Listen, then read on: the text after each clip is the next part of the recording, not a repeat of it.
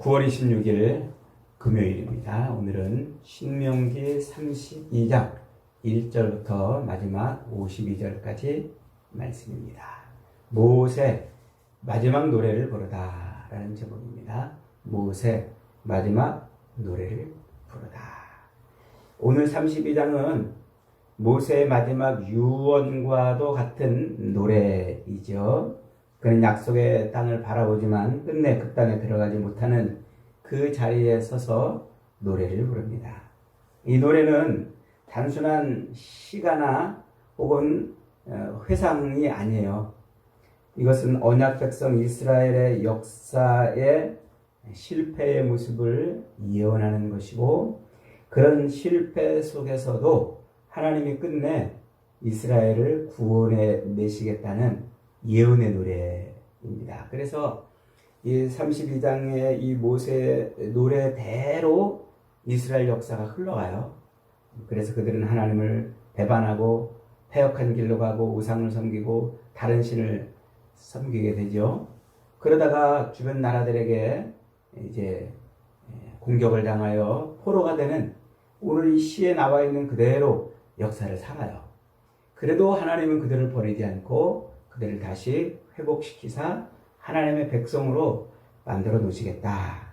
이게 오늘 본문의 이 시의 핵심인 거죠. 하나님은 앞서 31장에서 모세에게 이스라엘이 가나안에 들어가면 하나님을 반드시 배신할 것이다. 패역한 그 종자 자체가 배신하는 종자라 이렇게 말씀하시면서 이스라엘이 배신할 것이라고 말씀하셨죠. 그래서 모세에게 야 모세야, 그들이 반드시 나를 배신할 것이니까 너 노래를 하나 만들어 가지고 백성들한테 가르쳐줘라 이렇게 말했어요. 그래서 그 노래로 그들이 증거가 되게 하라 이렇게 말씀하셨어요. 오늘 19절에도 그러므로 이제 너희는 이 노래를 써서 이스라엘 자손들에게 가르쳐 그들의 입으로 부르게 하며 이 노래로 나를 위하여 이스라엘 자손들에게 증거가 되게 하라.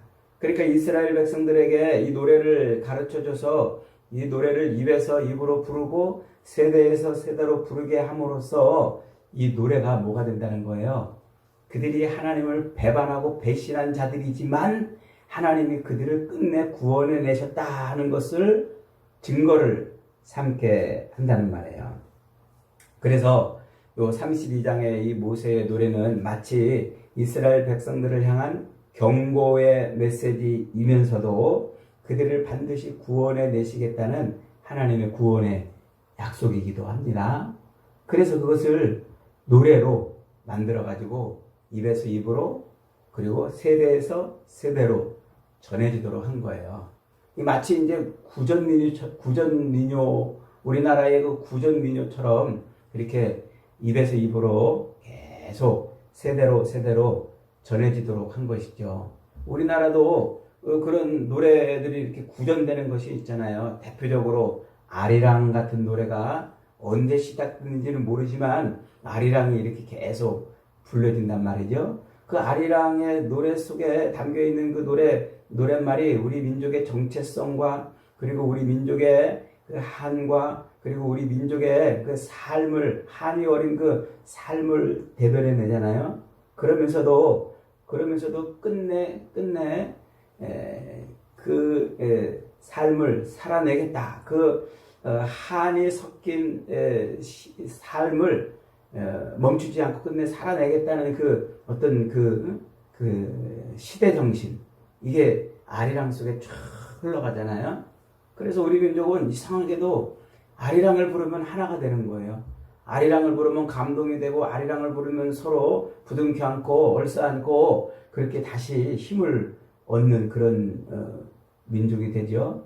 그런 것처럼 모세의 노래도 이스라엘 백성들에게 그런 거예요. 그래서 이 하나님의 이스라엘 백성들이 죄를 지어가지고 하나님이 그들을 심판해서 주변 나라들로 하여금 그 고통을 당하게 하지만 하나님이 끝내 그들을 반드시 구원해 내시리라는 이 노래를 부르게, 입에서 입으로 세대에서 세대로 부르게 함으로써 하나님에 대한 그들의 배반과 그들을 구원하시는 하나님에 대한 증거를 그렇게 삼아 뒀겠다. 이렇게 이제 말씀하시는 거예요. 그렇게 오늘 이 본문 32장은 단순한 고대사의 이 민족사를 노래한 것이 아니라 패역한 자기 백성, 방탕하고 배반하는 자기 백성을 끝내 구원해 내시겠다는 하나님의 그 놀라운 구원의 역사를 세상에 대대로 증거하는 말씀이라 이렇게 볼 수가 있습니다. 자, 이 노래의 첫 부분은 이렇게 시작하죠. 하늘이여 귀를 기울이라 내가 말하리라 땅은 내 입의 말을 들을지어다. 이 표현은 단순히 시적인 표현이 아니에요. 고대 근동에도 이런 표현들이 많이 나오는데 고대 근동에도 이제 임금과 신하가 언약을 체결할 때 그 임금의 나라와 신하의 나라가 된다고 할 때 서로 그렇게 언약을 체결할 때 그렇게 이제 언약을 체결하잖아요. 그러면 그 언약을 체결한 다음에 그 언약의 문서 끝에 이런 걸 달아놔요. 이 언약의 내용은 하늘이 알고 땅이 안다 이렇게 표현을 해놔요. 그러면 그게 무슨 말입니까? 그러니까 지금 이 서로 주군과 봉신이 언약을 맺은 이 언약은 이제 변개할 수도 없고 해서도 안 된다는 거예요. 하늘이 알고 땅이 알기 때문에 그런 거예요. 이 모세의 노래의 영향을 받아서 아마 고대 근동에도 그런 이제 언약 조약 문서들이 있는 것이라고 이렇게 보여지는데 지금 이제 그 얘기예요. 그러니까 모세는 앞에서 30장 그리고 31장에서도 이 이스라엘에게 내가 오늘 너희에게 이 외친 이 율법은 하늘도 알고 땅도 안다. 하늘과 땅을 증인으로 세웠다고 30장 31장에서도 반복해서 말씀했죠. 그러니까 하늘이 알고 땅이 안다. 이것은 하늘과 땅을 증인으로 세웠다는 말이에요. 무슨 증인? 이 하나님이 배반하는 이스라엘 반드시 구원해 내시겠다는 이 놀라운 약속, 이 예언을 하늘도 알고 땅도 안다 이렇게 표현하는 거예요. 그래서 이스라엘 백성들이 나중에 하나님의 심판 앞에서 하나님의 심판대 앞에서 그 어떤 누구도 입을 벌려 핑계를 댈 수가 없어요. 하나님 그게 그런 거였어요? 저 몰랐어요. 라고 핑계 댈 수 없다는 거예요. 하늘도 알고 땅도 아는 일이기 때문에 그래요. 우리가 이제 시대가 많이 흘러가지고 이게 그런 내용이었어요? 이렇게 변명하고 핑계를 댈 수 있을까봐 하나님이 하늘도 알고 땅도 안다는 요 표현으로 증인을 삼아놨다는 말이에요. 그러니까 하나님이 어떤 분이신지 하늘을 보면 아는 거예요. 여러분 하늘을 쳐다보면은요 하나님의 그 어마어마한 하나님의 그 창조의 솜씨가 보이지 않습니까? 요즘에 얼마나 가을 하늘이 아름답습니까? 그런 하늘을 쳐다보면 누가 보인다고요? 하나님이 보이는 거예요. 또 이 땅의 천지 만물이 얼마나 아름다워요. 그 아름다운 모습을 보면 하나님이 보이는 거예요. 그 하나님의 통치하심 가운데 무릎 꿇고 살아야 될 우리의 모습이 보이는데 하나님 우리가 그렇게 살아야 되는 존재였어요? 라고 하나님 앞에 서서 핑계하지 못한다는 거예요. 증인으로 세워놨기 때문에 그런 거예요. 그래서 이것은 단순히 시적인 표현이 아니고 하나님과의 언약이 이 우주적인 규모의 상태에서 체결이 됐다 이 말이에요. 우주적인 그런 규모에서 하나님과 우리의 언약이 이렇게 단순히 하나님과 우리의 언약은 하나님과 나와의 관계만이 아닌 이 우주적인 관계에서 체결된 언약이란 말이에요. 그러니 이 언약이 얼마나 엄청납니까? 이 언약이 하나님과의 언약이 얼마나 엄청납니까? 이것은 단순히 한 사람 하나님의 한 사람 뭐 언약을 맺는 정도가 아니에요. 우주적인 언약이다. 그걸 말씀하고 있는 거예요. 자, 이어지는 4절에서 6절로 이제 하나님과 이스라엘의 모습이 극명하게 대비가 되죠. 하나님은 완전하시고 공의로우신 분이에요. 하나님은 반석이시고 하나님은 모든 것을 처음부터 끝까지 책임지시는 분이시라 이렇게 말하는데 이스라엘은 어때요? 이스라엘은 하나님을 잊어버렸어요. 거부하고 하나님의 자녀됨을 포기했다고 이렇게 대비를 시켜놓고 있습니다. 그래서 이스라엘은 그 완전하시고 충만하시고 흔들리지 않고 견고하고 영원하신 그 반석 같으신 하나님이신데 이스라엘은 조변석계 막 마음이 그냥 막 들끓었다가 식었다가 좋았다가 나빴다가 조변석계하는 그런 마음. 그래서 스스로 사악하고 스스로 삐뚤어지고 스스로 자기를 하나님의 자녀라고 부르기도 싫어할 정도로 그렇게 패역한 존재라고 지금 말하고 있어요. 그러면서 하나님은 반석이시다 이렇게 말하는데 꼭 반석이시다. 반석이라는 말은 히브리어로 츠르 이렇게 말해요. 츠르. 그런데 우리 말로는 하나님은 반석이시니 이렇게 번역해놨지만 히브리어 원문을 보면 하나님은 그 반석이시니 정관사 하를 붙여놨어요. 그 반석. 이 백성들이 아는 거예요. 무슨 반석? 옛날 이스라엘 백성들이 광야에서 목말라 갈증으로 죽어갈 때 그 반석에서 물이 터져가지고 그 모든 백성들을 살려내신 바로 그 반석이란 말이에요. 백성들의 생명수가 되어주시는, 백성들의 생명을 책임지시는 바로 그 반석. 그 반석을 하나님이라고 지칭하고 있어요.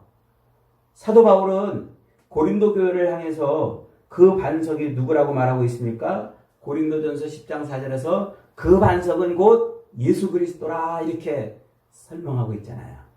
그러니까 우리에게 생명이 되어 주셨던 그 반석에서 물이 터져 나와가지고 죄인들을 그 갈증으로 죽어가던 백성들을 살려내신 그 생명의 물, 그 생명의 물이 터진 반석이 누구예요? 예수님이었던 거예요. 예수님.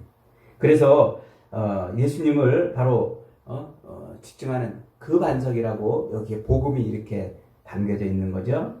자, 그러면서 이제 7절 이하에서 모세는 백성들에게 옛날을 기억하라 그래요. 기억.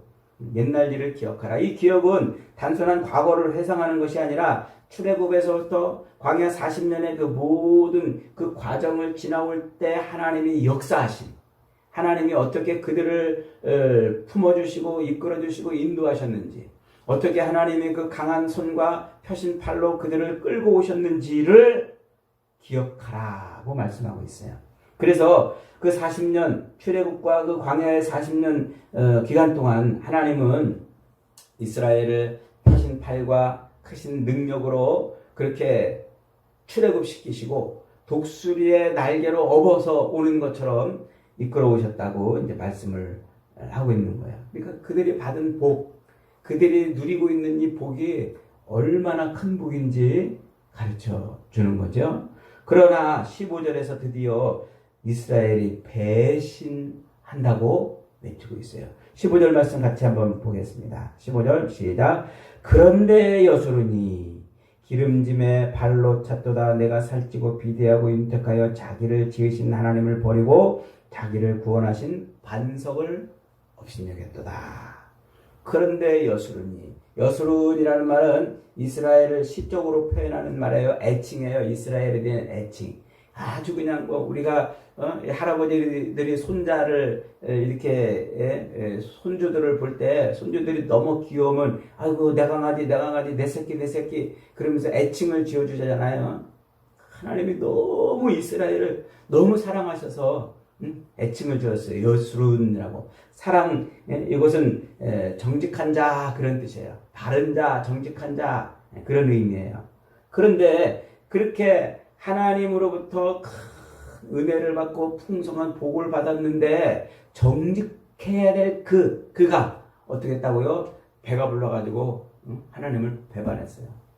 하나님을 배반했어요. 우리 그러잖아요. 뭐 이렇게 하다가 늘 바르게 하다가 갑자기 잘못하면은 네가 배가 불렀구나. 네가 배가 불렀구나 그러잖아요. 지금 이스라엘이 배불렀다. 하나님을 배반하고 있는, 누리고 있는 그 복에 겨워가지고 하나님을 지금 배반하고 있는 거예요. 그러니까 이게 오늘 우리의 모습인 거예요. 우리의 모습. 할아버지가 그냥 손주들 아유 귀엽다 그러니까 막 머리 꼭대기 올라 상투 잡는다는 그런 말처럼 하나님이 그들에게 부어주신 복에 겨워가지고 배가 불러가지고 하나님을 배반하는 거예요. 오늘날 우리 교회가 바로 그런 모습이지 않습니까? 그래서 오늘날 많은 사람들은 하나님으로부터 받는 이 은혜와 복을 까맣게 잊어버리고 그저 돈과 명예와 성공과 자아실현과 이런 것들을 위해서 세상을 향해 달려나가지 않습니까? 이게 하나님을 배반하는 모습이에요. 그러니까 이런 풍요 속에서 이 배반을 하는, 배교를 하는 하나님의 이 안타까운 모습을 지금 보여주고 있어요. 하나님은 그들의 배신을 보고 분노하시고 그들을 어떻게 하신다고요? 그들에 대한 하나님의 진노를 숨기지 않고 심판하시겠다고 말씀하세요. 그런데 그렇게 심판을 하시는데도 불구하고 26절부터 하나님의 반응이 놀랍습니다. 그들을 완전히 멸하지 않겠다 그래요. 그렇게 하나님이 풍성한 은혜와 복을 부어가지고 배가 불렀는데 그래서 배신을 하는 그들을 하나님이 어떻게 하신다? 완전히 멸하지 않으신다. 그래요. 그 완전히 멸하시지 않으시는 이유가 재밌어요. 그러니까 이스라엘 그렇게 배가 불러가지고 이제 하나님을 배반한 그 이스라엘을 하나님이 완전히 심판하실 것인데 그럼에도 불구하고 완전히 멸하지 않을 것은 주변 나라들이 이스라엘을 이제 공격하고 이스라엘을 심판할 때 그들이 뭐라고 생각할까봐 야 우리가 힘이 있고 강해가지고 저 하나님을 섬기는 나라를 우리가 이겼도다 그럴까봐 하나님이 이스라엘을 완전히 멸하지 않게 하신다는 거예요. 그러니까 하나님이 이스라엘을 심판할 때 주변 나라들을 들어가지고 그들을 심판하고 그들을 혼내고 그들을 때리고 그들을 징계하게 하실 것인데 그럼에도 불구하고 이들이 완전히 이스라엘을 진멸하지 못하게 하실 것은 이들이 야 우리가 힘이 있어가지고 이렇게 이스라엘을 이겼구나라고 자만하고 생각할까봐 하나님이 그들을 완전히 멸하지 못하게 하신다는 거예요. 그래서 이스라엘을 향해서 분노하시면서도 하나님이 이스라엘을 지키시고 보호하시겠다. 하나님의 영광 때문에 그러는 거예요. 하나님의 이름 때문에 그러는 거예요. 하나님이 그래서 바벨론에 포로 잡혀갔던 그 이스라엘 백성들을 다시 70년 만에 회복시키시는데 그 에스겔 선지자를 향해서도 이와 똑같은 말씀을 하시죠. 에스겔서 36장 22절로 23절에 그러므로 너는 이스라엘 족속에게 이르기를 주 여호와께서 이같이 말씀하시기를 이스라엘 족속아 내가 이렇게 행하면 너희를 포로에서 돌려보내면 너희를 위함이 아니라 너희가 들어간 여러 나라에서 더럽힌 나의 거룩한 이름을 위함이라. 하나님의 이름 때문에라도 그들을 하나님이 완전히 멸하지 않으신다. 이렇게. 그래서 그렇게 함으로 말미암아 온 세상이 내가 여호와인 줄 알게 하리라 하고 말씀을 하고 있는 거예요. 이게 바로 심판과 구원의 핵심이죠. 그런데 이 모세의 노래에서 가장 절정은 43절이에요. 43절 같이 한번 읽어봅니다. 시작. 너희 민족들아 주의 백성과 즐거워하라. 주께서 그 종들의 피를 갚으사 그 대적들에게 복수하시고 자기 땅과 자기 백성을 위하여 속죄하시리로다. 이게 사본마다 조금씩 다르긴 한데 가장 원본에 가깝다라고 여겨지는 그 사본 중에 이제 사해 사본이 있어요. 그리고 사해 사본과 70인역에 따르면 요 구절을 이렇게 번역해놨어요. 하늘이여 그와 함께 즐거워하라. 모든 신들이여 그에게 경배하라. 그는 그의 종들의 피를 갚으시며 원수들에게 보복하시고 자기 땅과 자기 백성을 속죄하시리라. 그러니까 하나님이 어떻게 하신다는 거예요? 심판하신다는 거예요. 온 세상을 하나님이 심판하시고 이스라엘이 반역해가지고 섬기던 그 우상을 심판하시겠다는 거예요. 그렇게 심판하시니까 온 세상아 하늘아 하나님을 찬양하자 이래요. 그런데 그 뒷구절이 굉장히 의미심장한 구절이에요. 자기 땅과 자기 백성을 속죄하시리라. 여기에 주어가 빠졌어요. 누가 그러신다는 말이에요? 하나님이 그러신다. 하나님이 자기 땅과 자기 백성을 위해서 속죄하시리라 이렇게 말씀하고 있어요. 여러분 속죄라는 말이 뭐예요? 덮는다라는 말이죠. 우리가 레위기 공부할 때 잘 많이 배웠잖아요. 속죄라는 말 덮다 카파르. 그래서 속죄소가 그 언약궤의 뚜껑을 속죄소라고 그러잖아요. 덮는다 그랬잖아요. 그래서 하나님이 이 속죄하시는데 죄를 덮어주시는 거예요. 그런데 죄를 덮어주시는데 이 속죄를 하시는 주체가 누구라고요? 하나님이라고요. 하나님. 이 속죄의 제사의 주체가 누구예요? 레위기 예법에 보면 제사장이 드리잖아요. 그래서 일반 제사장이나 혹은 대제사장이 속죄의 피를 가지고 속죄소 앞에 나가서 제사를 드린단 말이에요. 그 주체가 제사장이에요. 그런데 오늘 여기 본문에서는 이 속죄의 제사의 주체가 누구라고요? 하나님이라고 지금 설명하고 있는 거예요. 하나님이 자기 백성들을 위해서 하나님이 속죄의 제사를 드릴 거란 말이에요. 이 놀라운 표현입니다. 그래서 하나님께서 백성들의 죄, 끝내 배반하고 하나님을 반역하는 그 백성들의 죄, 자기 백성을 위해서 하나님이 속죄의 제사를 드린다고 이렇게 이제 말을 하고 있어요. 이게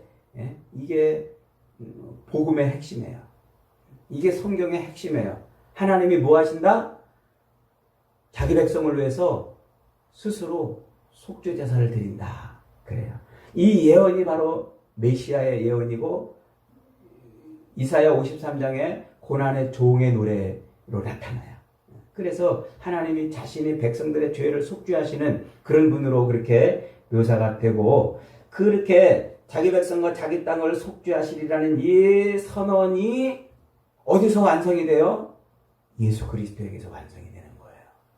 그래서 하나님이 스스로 그렇게 하나님이시지만 이 땅에 오셔서 그렇게 하나님의 아들의 몸을 입고 이 땅에 오셔가지고 자기 백성을 위해서 자기 백성의 죄를 위해서 속죄하는 종으로 누가 오셔요? 예수님이 오시는 거예요. 그래서 마태복음 1장 21절에서 예수님이 태어나면 그의 이름을 예수라 하라. 그가 자기 백성들을 자기 죄에서 그들의 죄에서 구원할 자이심이라 이렇게 말하잖아요. 아들을 낳으리니 그 이름을 예수라 하라. 이는 그가 자기 백성을 그들의 죄에서 구원할 자이심이라. 그래서 하나님이 그렇게 친히 속죄의 제사를 드리려고 오시는 거예요. 이 땅에. 그래서 그렇게 오신 예수님께서는 친히 나무에 달려서 그 몸으로 우리 죄를 담당하시고 염소와 송아지의 피로 아니하시고 자기 피로 단번에 성소에 들어가 영원한 속죄를 이루었느니라. 이게 히브리서가 말해주고 있는 예수 그리스도의 속죄의 모습인 거예요. 그래서 히브리서 기자는 10장 10절로 11절에서 이렇게 선포합니다. 이 뜻을 따라 예수 그리스도의 몸을 단번에 들이심으로 말미암아 우리가 거룩함을 얻었노라. 제사장마다 매일 서서 섬기며 자주 같은 제사를 드리되 이 제사는 언제나 죄를 없게 하지 못하거니와 오직 그리스도는 죄를 위하여 한 영원한 제사를 드리시고 하나님 우편에 앉으사 그 후에 자기 원수들을 자기 발등상이 되게 하기까지 기다리시니 이는 그가 거룩하게 된 자들을 한 번의 제사로 영원히 온전하게 하셨느니라. 바로 이 일을 누가 하시는 거예요? 하나님이 하시는 거예요. 그래서 하나님이 그렇게 하시는 놀라운 하나님의 구원을 6구절에 담아놨어요. 하나님이 자기 백성을 위해서 자기가 제사 속죄하리라. 여러분 이렇게 신명기는 복음서예요. 율법서가 아니고 바로 복음서란 말이죠.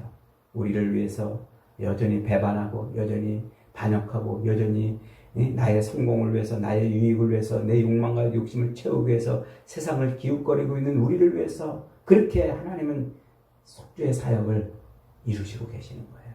그래서 이 어마어마한 노래, 이 어마어마한 찬송을 우리 입에 달아놓고 살아라고 말하고 있는 거예요. 그래서 이스라엘 백성들로 하여금 이 노래를 계속 입에서 입으로 세대에서 세대로 부르게 함으로써 하나님이 하시는 일을 찬송하게 하는 것이죠. 그래서 하늘이여 들으라 땅이여 들으라 하면서 함께 찬송을 하는 거예요. 여러분 하나님은 이렇게 우리를 위해서 지금도 일하시고 계세요. 그러면서 그 찬송을 우리 입에 달아놓으셨어요. 그러므로 여러분 우리는 이 찬송을 잃어버리면 안 돼요. 이 찬송을 빼앗겨서도 안 돼요. 찬송을 내동댕이 쳐서도 안 돼요. 세상에 재밌는 노래들 많잖아요. 트로트도 있고 뭐 가요도 있고 그게 재밌다고 매일 트로트, 가요 입에 달고 살지 마시고 우리를 배반 중에서도 우리를 구원해 내시는 하나님의 이 놀라운 구원의 역사를 날마다 찬송하는 저와 여러분이 되사 하나님의 거룩하심으로 거룩해지는 복된 인생들이 되시기를 주님의 이름으로 축복합니다. 아멘.